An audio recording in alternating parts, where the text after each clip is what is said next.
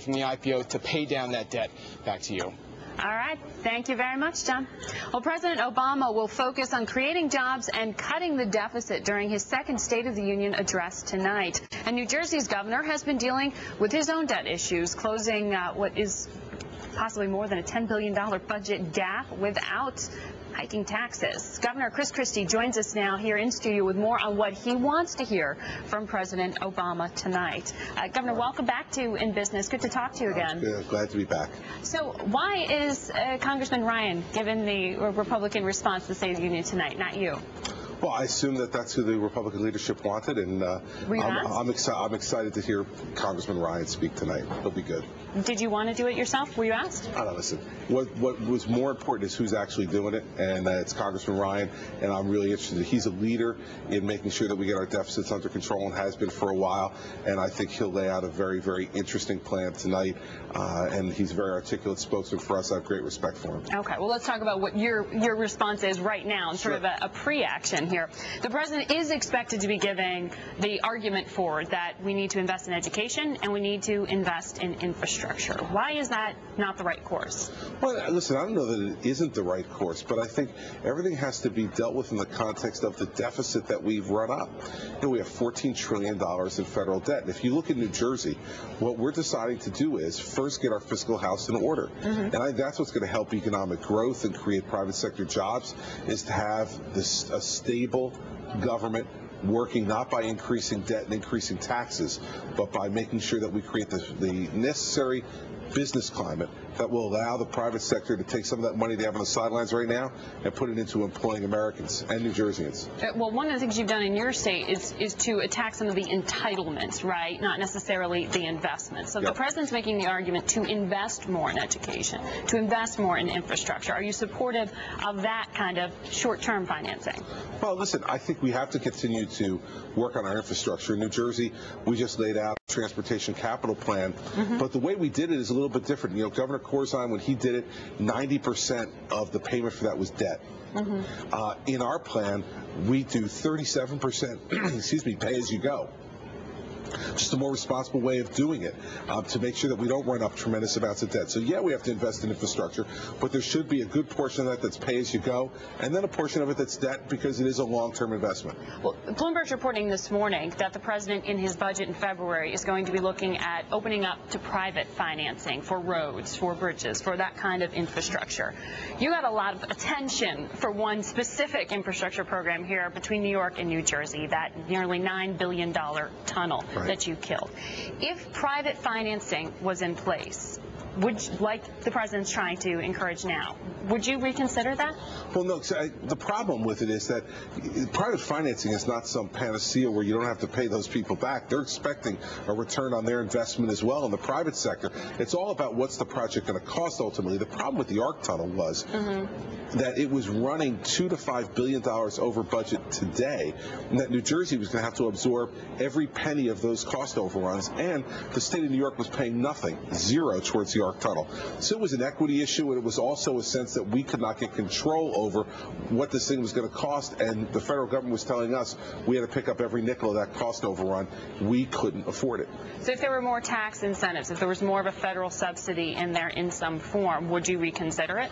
Well, listen, it would have to be significant difference. I mean, I don't see us revisiting it. The ARC tunnel has moved on. We're having conversations. You have a number in mind for significant? No, but here's what we are doing now. We're having conversations with Mayor Bloomberg and others regarding the potential extension of the number 7 train to Secaucus, New Jersey, which would do what we really wanted the ARC tunnel to do originally. Remember, the ARC tunnel was only going to the basement of that's all it was doing. The number 7 train would connect us finally with the east side of New York, which is what ultimately we wanted from the ARC project. The hope, though, would be putting people to work. So how many jobs do you think you'll create with this other project? Well, we don't know. It's still in the preliminary stages, but it's not not just about putting people to work, though. While that's important, it's also about setting up a project that will address the long-term infrastructure and commuting needs of the people in New Jersey. We have lots of people from New Jersey who commute every day here into New York to go to work.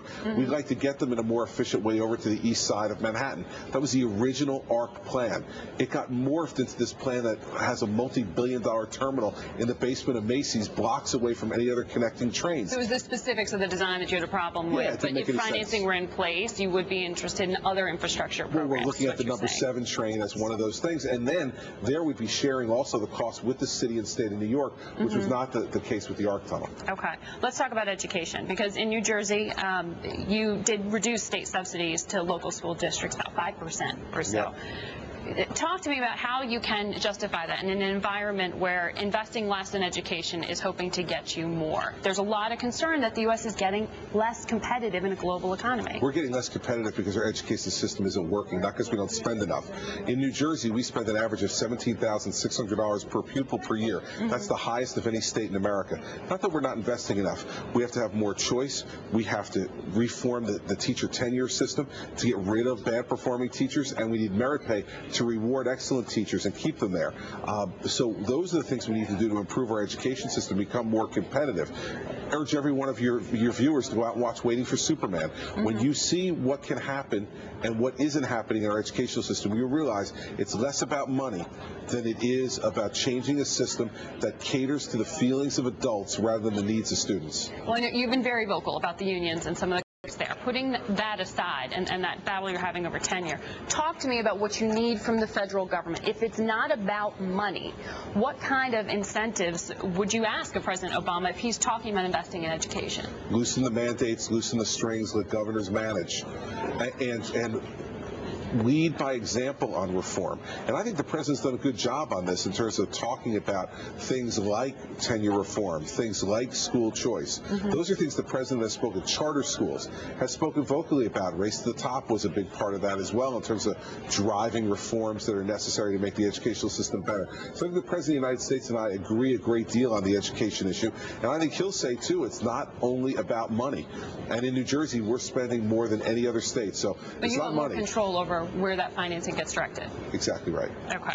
So talk to me, though, about the budget issues that we talk about. I mean, state by state, we have been tracking this very carefully at Bloomberg and the deficits that so many states face. In New Jersey, you've got, is it $10 billion budget shortfall? We had an $11 billion budget shortfall for fiscal 11. For fiscal 11. So do you think that states should be allowed to declare bankruptcy in order to renegotiate some of those debts? I don't think we're at that stage yet, Margaret. I really don't. I think Newt Gingrich is proposing this, which is why I'm asking. I understand that. And listen, I think it's an idea that's out on the table, but I think we need, as elected governors, to take responsibility for what's going on in our states and try to manage our way out of this before we turn to a potential bankruptcy option. I think first, we have the tools to be able to change this if we have the political will to make it happen.